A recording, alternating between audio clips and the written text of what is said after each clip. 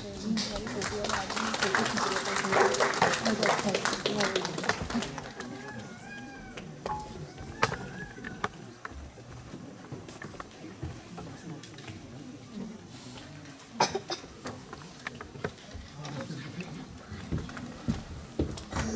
Highness Ambassador Shiv George, Deputy Chief of Mission Mike Joshi, and my friend Prashant Ji, and my dear children, especially my dear student.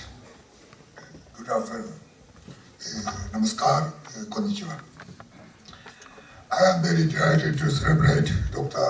Ambedkar's birth anniversary with you. And I am very honored to get opportunity of speaking on this stage. So now, please let me speak in Hindi.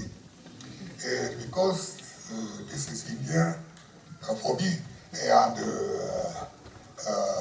I like speaking in Hindi, as a language. मैं लगभग 35 साल पहले से भारतीय दर्शन और धर्म का अध्ययन कर रहा हूँ। मेरा अध्ययन प्राचीन काल में संस्कृत भाषा में लिखे हुए ग्रंथ का पढ़ने समझने का था। आधुनिक भारत के बारे में मैं बहुत कम जानता था। डॉक्टर अम्बेडकर का नाम तो जानता था, परंतु डॉक्टर अम्बेडकर कौन से आदमी थे, उनके विचार क्या है, उन्होंने क्या क्या किया, इन प्रश्नों का उत्तर मैं नहीं दे सकता था। भारत के बारे में अध्ययन करते हुए मेरा ज्ञान केवल प्राचीन काल तक सीमित था। अब मुझे आभास होता है कि ये बहुत दुख बात है।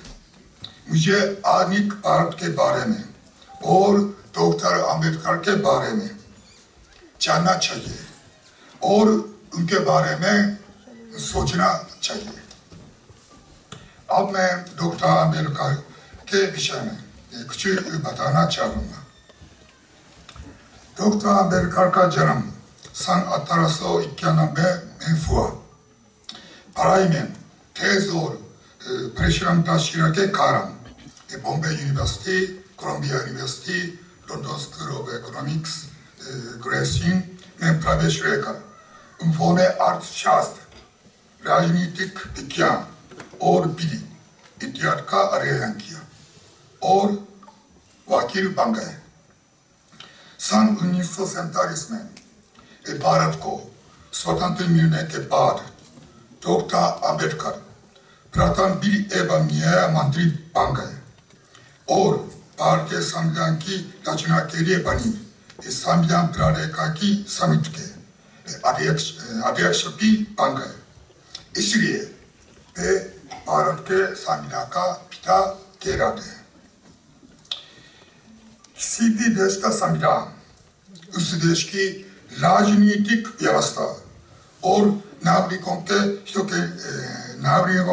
के हित की रक्षा करने का मूल माध्यम होता है।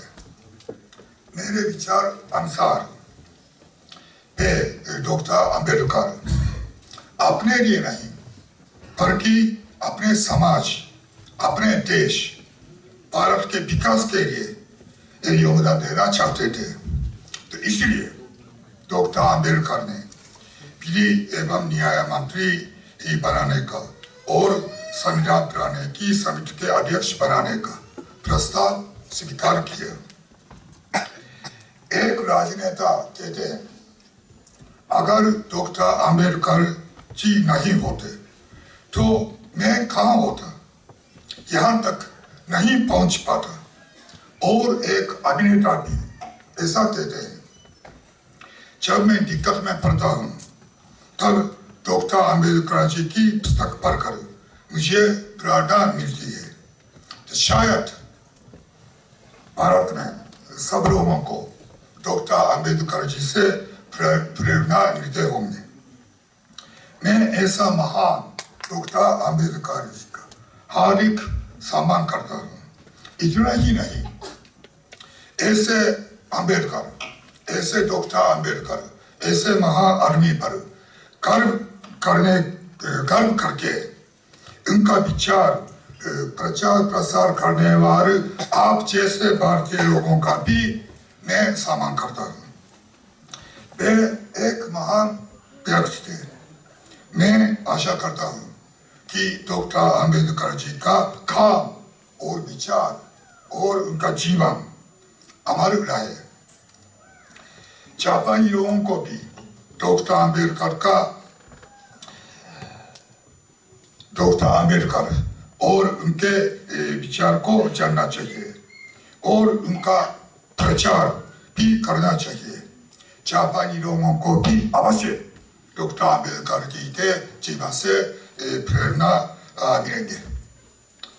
मेरी बात सुनने के लिए आप लोगों का अनेक तहे दिल से धन्यवाद।